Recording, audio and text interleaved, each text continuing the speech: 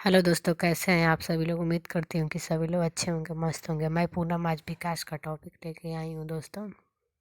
Video ज़्यादा बड़ा नहीं होगा दोस्तों।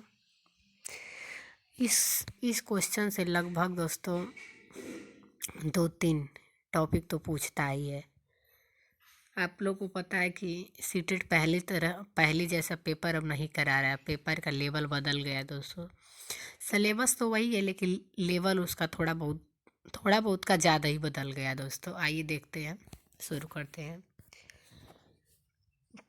बाल विकास की अवस्था, स्टेज ऑफ चाइल्ड डेवलपमेंट।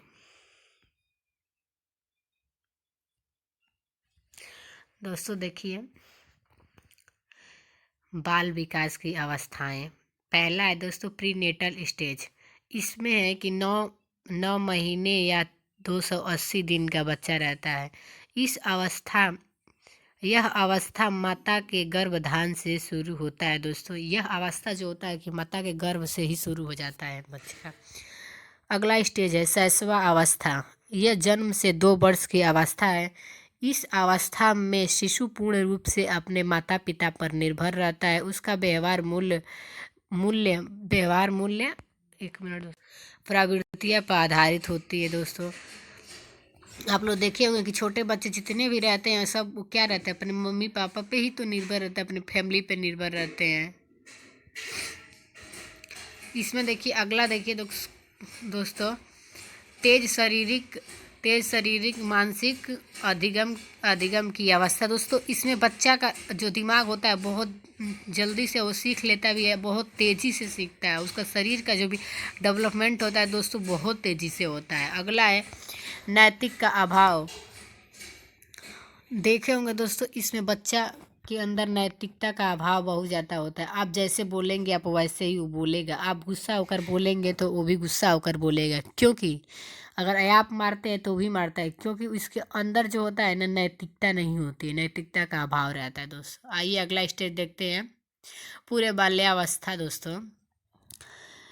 ये जन्म 2 से 6 वर्ष की है। इस अवस्था में बच्चा अनुकरण द्वारा सीखता है। इस अवस्था में बच्चे अनुकरण द्वारा सीखता है। इसीलिए कहा गया दोस्तों कि बच्चों के सामने हमेशा अच्छा व्यवहार करिए, उससे अच्छे से बात करिए, ताकि बच्चा भी अच्छा से बात करे दोस्तों। जब बच्चा छोटा रहता है तो अपने घर परिवार से ही सीखता है। जो भी कुछ सीखे अपने घर परिवार से ही सीखता है, क्योंकि यदि अब उसके घर में गाली गलौज हो रहा है तो बच्चा भी क्या देगा, वही गाली गलौज ही देता है। देखिए एक आपको बहुत अच्छा, अगर घर में कोई अच्छा से मतलब बोलता है दोस्तों, बच्चा पता ना कहाँ से गाली सीख के आ जाता है। कभी मान लीजिए बाहर जाता है किसी बच्चे के साथ, किसी के घर में गाली वाली दिया जाता है तो बच्चे गाली देते हैं, तो जो आपके घर का बच्चा है वो आप लोग तो कभी उसको गाली दिए नहीं उसके सामने, लेकिन वो भी सीख के आ जाता है। तो आपको लगता है कि कहाँ से सीख के आ गया दोस्तों। तो यही है कि बच्चा कहीं सुनेगा तभी उस बात को बोलेगा। बिना सुने बच्चा बात को नहीं बोल सकता है दोस्तों। अगला देखिए, इस अवस्था में इस अवस्था में जिज्ञासा ज़्यादा होती है। क्यूरियोसिटी बच्चों के अंदर दोस्तों बहुत ज़्यादा होती है। जिज्ञासा किसी भी चीज़ को देखते हैं, तोड़ना फोड़ना करना, मतलब हर एक चीज़ के अंदर इन लोग के जिज्ञासा बहुत ज़्यादा होती है दोस्तों। इसी अवस्था को हम खिलौने की अवस्था भी बोलते हैं दोस्तों। यह अवस्था भाषा अर्जन के लिए संवेदनशील चरण भी कहा जाता है दोस्तों। इस अवस्था में बच्चा कल्पनाशीलता वाले गेम भी दोस्तों एक्टिव रूप से खेलता है, इसमें भाग लेता है दोस्तों। आप लोग देखे होंगे कि इस अवस्था में बच्चा मतलब बहुत ज़्यादा मतलब कल्पनाशीलता वाला, आप कुछ भी कहेंगे तो अपने दिमाग में इमेजिंग उसका बना लेगा। कि यदि आप घोड़ा बोल रहे हैं तो अपने दिमाग में घोड़ा का इमेजिंग बना लेगा। रोटी बोल रहे हैं तो दिमाग में इमेजिंग बना, जो कुछ बोलेंगे दोस्तों वो सब कुछ अपने दिमाग में इमेजिंग बना लेगा।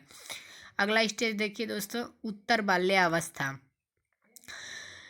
इसमें तार्किक चिंतन इसमें तार्किक चिंतन की अवस्था भी कहा जाता है दोस्तों। इस इसे आरंभिक स्कूल भी कहा जाता है। इस अवस्था को आरंभिक स्कूल भी कहा जाता है।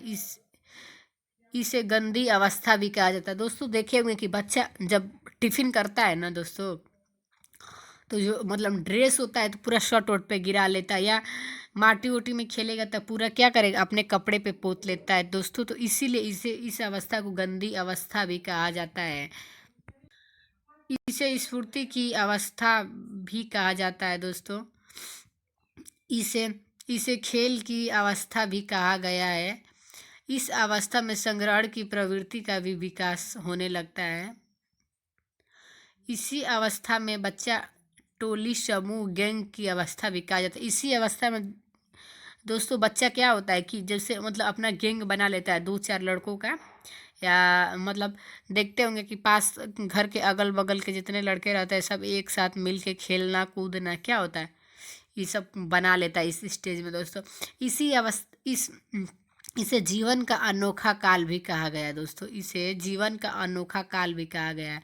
अगला अगला स्टेज है दोस्तों किशोरावस्था। इसमें 12-13, कहीं कहीं 11 से भी शुरू होता है दोस्तों, कंफ्यूज मत होइएगा आप लोग। 11, 12, 13 जो भी मतलब 11 से इसका पीरियड शुरू होता है दोस्तों, 11 से लेके 18 तक की वर्ष के। इसे जीवन का सबसे कठिन काल भी कहा जाता है दोस्तों।